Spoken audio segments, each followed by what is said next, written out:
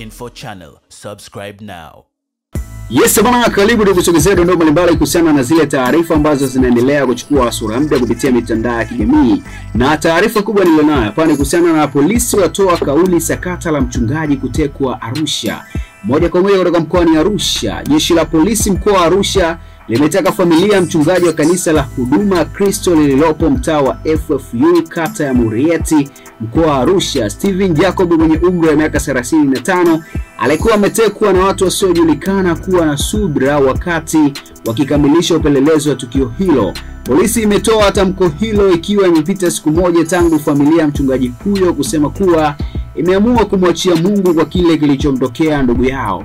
Mchungaji huyo alitekwa na watu wasiojulikana Mei 26 mwaka 2025 kabla ya kesho yake kuokolewa na walinzi wa mashamba ya ngano mkoa wa Kilimanjaro akiwa na majeraha mbalimbali ya kipigo mwilini mwake.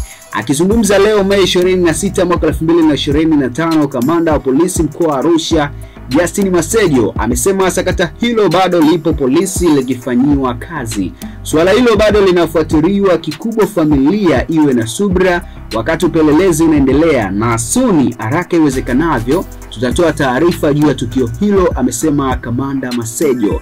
Jana Mei 25 mwaka 2025, akizungumza na Mwananchi, baba mzazi wa mchungaji huyo ambaye pia ni mchungaji na balozi wa nyumba 10 wa Chama cha Mapinduzi CCM Jacob Bumbo alisema kwa sasa wamemwachia Mungu swala hilo na wanaendelea kumuuguza ndugu yao. Polisi walikuja tangu ile siku Mei 17 alipopatikana wakachukua maelezo, ila baada ya pale hatujapata mrejesho wote wala hakuna hatua yoyote, na sisi hatujachukua hatua nyingine zaidi, tumemwachia Mwenyezi Mungu. Bumbo amesema kwa sasa anaendelea kumuuguza ndugu yao nyumbani na anaendelea vizuri. Awali Mei 17 mwaka 2025, akisimulia tukio hilo, mchungaji Steven alidai watu hao walimteka, walijitambulisha kwake kuwa maofisa wa polisi lakini hakumuonyesha vitambulisho, akidai wanampeleka kituo kikuu cha polisi.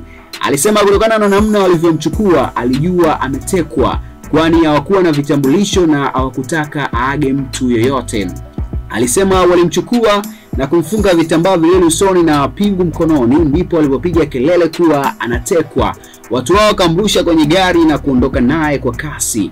Mchungaji huyo alidai walimteka, walimpeleka hadi eneo hilo la West Kilimanjaro ambako walichukua simu zake za mkononi na kumtaka afute picha mjongeo, yani video alizokuwa amepandisha kwenye mtandao wa YouTube.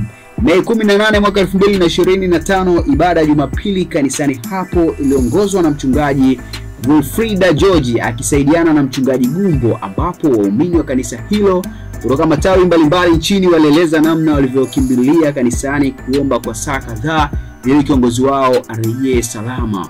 Waumini hao wamesema hawakuwa na namna yote wala hakujua ni nini kingine wanaweza kufanya zaidi ya kukimbilia kanisani kumuombea kwa Mwenyezi Mungu ili aweze kurejeshwa salama. Bana, haya ni moja kati ya matukio ambayo yanaendelea kuzungumzwa kupitia mitandao ya kijamii, matukio ya utekaji, na hapa ni tukio la utekaji ambalo lilitokea kule mkoani Arusha ambapo mchungaji aliyetekwa na kupatikana. So familia yake imezungumza mambo mengi, lakini kubwa ni kumwachia Mwenyezi Mungu kuhusiana na tukio hilo, jinsi ambavyo limekuwa, na kuendelea kumuuguza ndugu yao ambaye alipatiwa majeraha na watu ambao inasadikika kwamba alimteka kwa njia ya kujitambulisha kwamba wao ni maafisa kutokea jeshi la polisi. Endelea kufuatilia kupitia Ganga na Info Channel ili tukusogezee undani wa matukio mbalimbali ambayo yatakuwa yakijitokeza kupitia maeneo mbalimbali.